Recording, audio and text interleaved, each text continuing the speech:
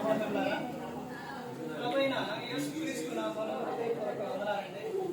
ముందుగా ఇంత మంచి సమయానికి ప్రభువైన క్రీస్తు ద్వారా చెల్లిస్తున్నానండి. వాక్యం చదువుకొని ప్రార్థన చేసుకున్న తర్వాత పాఠంలోకి వెళ్దాం. మత్తయి సువార్త 10వ అధ్యాయం 28వ వచనం. మరియు ఆత్మను చంపనేరక దేహమునే చంపు వారికి కూడా నరకములో నశింపజేయగల దానికి మిక్కిలి భయపడింది. ప్రార్థన చేసుకుని పరలోకమందు ఉన్న మా తండ్రి, ప్రేమ గల తండ్రి, ఈ ప్రియకుమారుడు యేసుక్రీస్తు ప్రభువారి ద్వారా కృతజ్ఞతాస్తుతులు చెల్లిస్తున్నాము నాయన. ఆదరణ కూడిక విషయం ప్రతి ఒక్క విషయంలో నడిపించండి నాయన. వాక్యం బోధించండి, మంచి హృదయతిని వాక్యానుసారంగా నడిచే భాగ్యం దయచేయండి. వాక్యం బోధించుండగా ఈ లోక సముదాయ జ్ఞానంతో కాకుండా మీ జ్ఞానంతో మాట్లాడే భాగ్యం దయచేస్తారని మా ప్రభువైన యేసుక్రీస్తు నామములో వేడుకుంటున్నాము తండ్రి. ఆమేన్. యేసుక్రీస్తు నామములో హృదయపూర్వక వందనాలండి. దేవుని కుమారుడు యేసుక్రీస్తు ప్రభువు ఈ లోకానికి వచ్చిన తర్వాత పరలోక రాజ్యం సమీపిస్తుంది కనుక మారు మనసు పొందమని ప్రకటింప మొదలుపెట్టాం. అంశం పాఠం పేరు ఏంటంటే నీతిమంతుని జ్ఞాపకం చేసుకున్నట ఆశీర్వాదకరమా, అవునా కాదా? ఇదే పాఠం పేరు. అయితే ఈ లోకంలోని ప్రతి ఒక్కరు కూడా గమనించుకోవాల్సిన విషయం ఏంటంటే రెండు విషయాలుగా మనకి ఈ లోకంలో కనపడుతూ ఉంటాయి. రెండు విషయాలు. ఒకటి ఆ రెండు ఏమిటి అని అంటే, ఒకటి బైబుల్ విషయానికి వచ్చేసరికి పాత నిబంధన, కొత్త నిబంధన. తర్వాత దేవుని విషయానికి వచ్చేసరికి ఒకటి దేవుడు, తర్వాత ఇక్కడ మనుషులు. తర్వాత ఇంకా రెండుగా కనపడేది ఎవరు అని అంటే, ఇప్పుడు చెప్పినట్టు మనుషుల విషయాల్లోనే ఎవరు నీతిమంతుడు అంటే ఆ విషయం చెప్పే ముందు మనుషులు ఒక విషయం ఏంటంటే ఏం కలిగి ఉండాలి, ఏం చూడాలి, ఎలా ఉండాలి అని అంటే, ఈ భూమి మీద పుట్టిన మనిషి విషయంలో ఈ సేవకుడైనా విశ్వాస అయినా ఏదో ఒక లోపం ఉండొచ్చు. కానీ ఈ ఇప్పుడు సేవ చెప్పా నీతిమంతుడు అని చెప్పాను కదా. ఒకటి ఇక్కడ కూడా రెండు విషయాలు కనబడతాయి. నీతిమంతుడు అనే విషయానికి వచ్చేసరికి రెండు విషయాలు కనబడతాయి. ఎవరు నీతిమంతుడు అని గ్రంథం చెబుతుంది అని అంటే, తర్వాత ఎవరు నీతిమంతులుగా మారతారు అని గ్రంథం చెబుతుంది అని అంటే, ఒకటి నీతిమంతుడు ఎవరు అని అంటే యేసుక్రీస్తు ప్రభువారు. యేసుక్రీస్తు ప్రభువారు నీతిమంతుడు. ఆయనలోని ఏ లోపం కూడా లేదు, ఏ పాపం లేదు, ఏది కూడా లేదు. ఆయన నీతిమంతుడు. ఆయన్ని జ్ఞాపకం చేసుకున్నట్టంటే ప్రతి ఒక్కసారి కూడా ఇదిగో యేసుక్రీస్తు వారు ఈ లోకం వచ్చి నా కోసం సిలువలో తన ప్రాణాన్ని పెట్టారు అనేది జ్ఞాపకం చేసుకున్నారు. తర్వాత ఆయన చెబుతున్న విషయం చూడండి, ఇక్కడ ఏమని చెప్తున్నారు, ఇది యేసుక్రీస్తు వారు చెప్తున్న విషయమే. ఎవరికి భయపడాలి అని అంటే దేహాన్ని చంపేవారికి కాదు, అంటే మనుషులకు కాదు. నువ్వు ఎవరికి భయపడాలి అంటే దేవునికి భయపడాలని చెబుతాను. ఆత్మను దేహమును రెండింటిని కలిపి ఆయన ఈ లోకంలో ఆయన చేసిన క్రియలు కానీ ఇవన్నీ కూడా మనం జ్ఞాపకం చేసుకున్నట అది ఏంటనంటే ఆశీర్వాదం. రెండో విషయం ఏంటంటే ఎవరు నీతిమంతులుగా ఎవరు మారతారు అని అంటే ఎవరు మారతారు? బైబిల్ చెప్తున్న విషయం ఏంటి? భూమి మీద ఎవరు ఒక్కరు కూడా నీతిమంతుడు లేరు అని చెప్పారు. కానీ నీతిమంతుడుగా మరి ఎలా మారతారు అని అంటే క్రీస్తును సొంత రక్షకునిగా అంగీకరిస్తేనే మారతారు. దేవుని మీద ఆధారపడ్డప్పుడు, ఆయన యందు భయభక్తులు కలిగి ఉన్నప్పుడు, ఆయన పట్ల విశ్వాసం కలిగి ఉన్నప్పుడు ఎలా ఉంటారు అని అంటే వారు ఉంటారు నీతిమంతులుగా మారతారు. దేశ సందర్భాల్లో ప్రతి ఒక్కరు కూడా గమనించుకోవాల్సిన విషయం ఏంటంటే ప్రసంగి గ్రంథం చూడండి. ప్రసంగి గ్రంథం 7వ అధ్యాయం అంటే మంచి పేరు మేలు, ఒకని జన్మదినము కంటే మరణ దినమే మేలు. ఏది మేలంట? మరణ దినమే మేలు. ఎందుకు మేలు? దేవుడు ఏదన్నా చెప్పాడు అంటే దానికి క్వశ్చన్ మార్క్ వేసి అక్కడ వదిలిపెట్టరు దేవుడు. దానికి ఏమిస్తారు? జవాబిస్తారు. జవాబు ఇవ్వకపోతే మనిషి ఏం చేస్తావు? దేవుణ్ణి ప్రశ్నిస్తావు. ప్రభా ఇదిగో మరి చెప్పావు కానీ నాకు క్వశ్చన్ మార్క్ మరి ఇవ్వలేదే, అని క్వశ్చన్ మార్క్ ఇచ్చావు కానీ మరి చెప్పలేదే, జవాబు ఏది?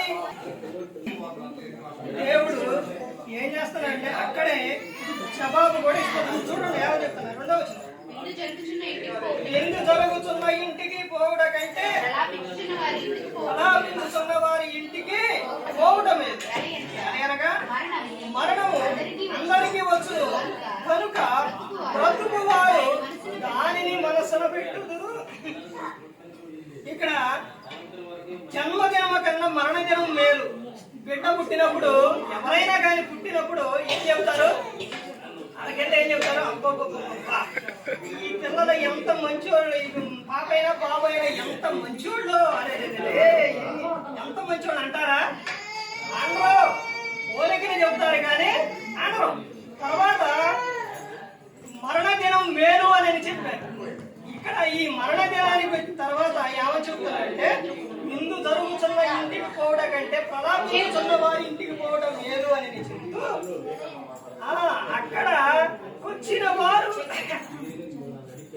అక్కడికి వచ్చిన వారు ఏం పెడతారంట? ఏం పెడతారు? మనసున పెట్టుదురు. అంటే అక్కడికి వచ్చిన వారు ఆ చనిపోయిన వారు ఇందాక ఇక్కడికి వచ్చినప్పుడు మామయ్య ఒక మాట కూర్చుంటే చెప్పారు.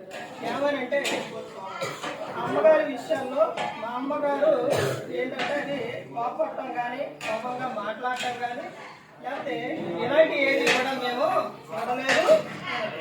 ఇప్పుడు అక్కడ కూర్చున్న వారు నేనే అప్పుడు నాకే ఏమనిపించింది? ఆహా పిల్లల విషయంలో కానీ ఎవరి విషయంలో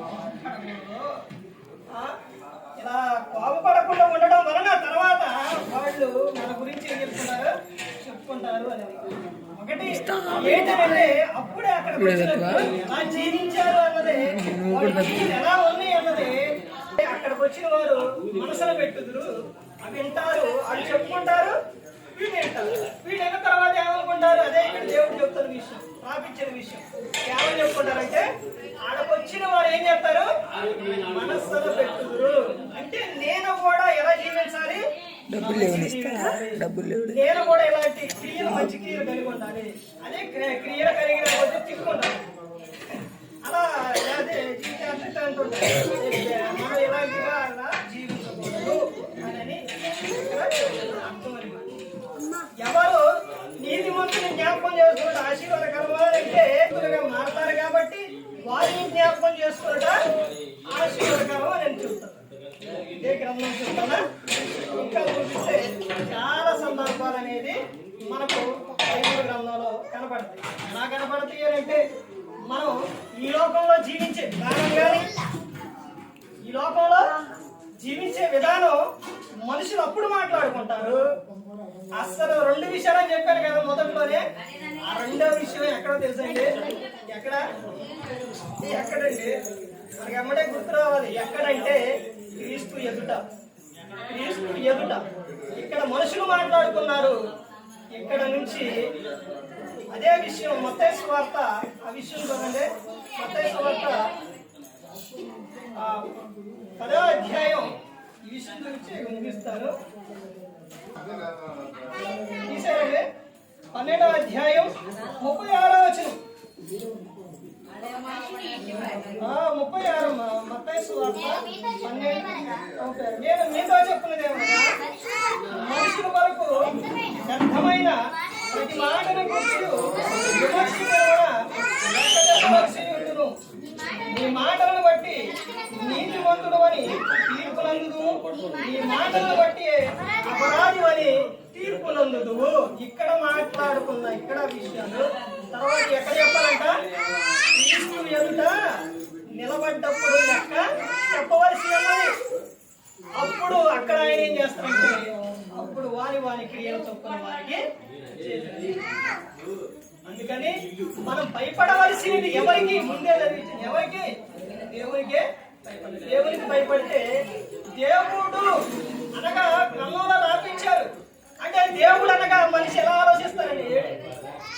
ఏమిటంటే ఇప్పుడు మనకి గుర్తు ఆలోచన ఏంటంటే రాసిన సువార్త 1వ అధ్యాయం 1వ వచనం గుర్తు రావాలి. ఏమని? ఆది యందు వాక్యం ఉండును, వాక్యము దేవుని యొద్ద ఉండును, ఆ వాక్యమే దేవుడై ఉండెను. వాక్యం ఎవరంట? దేవుడు. వాక్యం దేవుడు అండి. అందుకని మనకు వెంటనే ఏం గుర్తు రావాలంటే వాక్యం అనేది గుర్తుకు రావాలి. అందుకని ప్రతి ఒక్కరు గమనించుకోవాలి. ఈ లోకంలోనే ఉండే క్రియలో తర్వాత ఈ లోకం విడిచిన తర్వాత అక్కడ ఎంతమంది ఉంటారో తెలుసండి? క్రీస్తు నిలబడ్డప్పుడు నలుగురు ముగ్గురు ఇంట్లో ఉన్నట్టు లేదా 10 మంది అంతలో ఈ దేశం అంతా కూడా అంటే మొత్తం కూడా ఆయన ఎదుట నిలబడాలి. అప్పుడు ఒక్కొక్కరు పిలిచి అప్పుడు ఇవి నీ క్రియలు, ఇవి నువ్వు చేసి, ఇవి నువ్వు ఎలా ఉన్నాయి మొత్తం అప్పుడు ఏం చేస్తావు?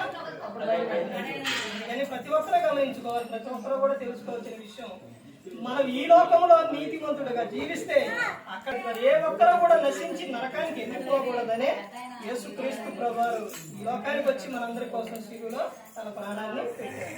ఇప్పుడు మామగారు వారి ఆ కుమారుడి విషయాల్లో కానీ మరి మనవడి విషయాల్లో, మనవరాడి విషయాల్లో, కోడలి విషయాల్లో, ప్రతి ఒక్కరి విషయాల్లో ఎలా ఉన్నారు ఏంటి అన్నదే అందరికీ కూడా ప్రతి ఒక్కరికి కూడా తెలుసు.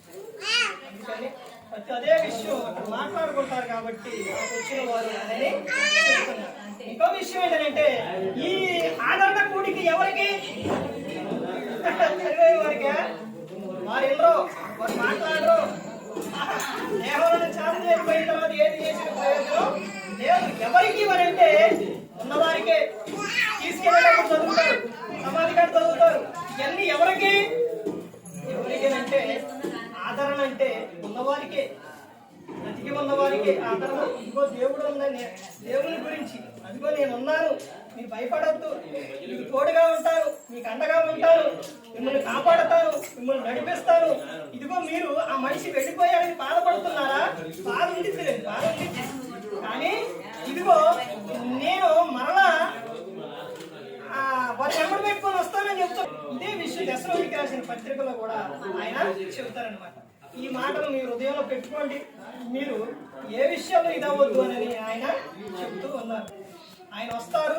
తర్వాత అందరికీ తెలిసిన విషయం ఏంటంటే తెలుసా? ఈ విషయాలన్నీ అందరికీ తెలిసిన విషయాలే కదా. ఆయన వస్తారు.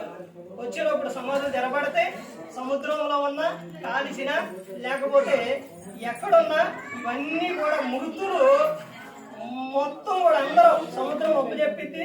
తర్వాత అందరూ లెగుతారు. లెగిసిన తర్వాత అప్పుడు మధ్యాహాశానికి పెడతారు. అక్కడ తీర్పు అనేది ఎందుకంటే క్షయమైనది అక్షయతను ధరించుకొని రక్త మాంసంలో దేవుని రాజ్యంలో స్వతంత్రించుకో. రక్తంతో దేవుని రాజ్యం ఇవన్నీ కూడా దేవుడు చాలా అద్భుతమైన విషయాలు గ్రంథంలో రావించారు. ఈ విధంగా మాట్లాడించిన తండ్రి అయిన దేవుడికి కృతజ్ఞతాస్తుతులు చెల్లిస్తూ ఇంతవరకు శ్రద్ధగా ఉన్న మీకు ఆదర కోరికను ఏర్పాటు చేసిన మరి కుటుంబ సభ్యులందరికీ కూడా ప్రభు పేరున హృదయపూర్వకంగా చెల్లిస్తూ మాటలు ముగిస్తున్నా. అందరికీ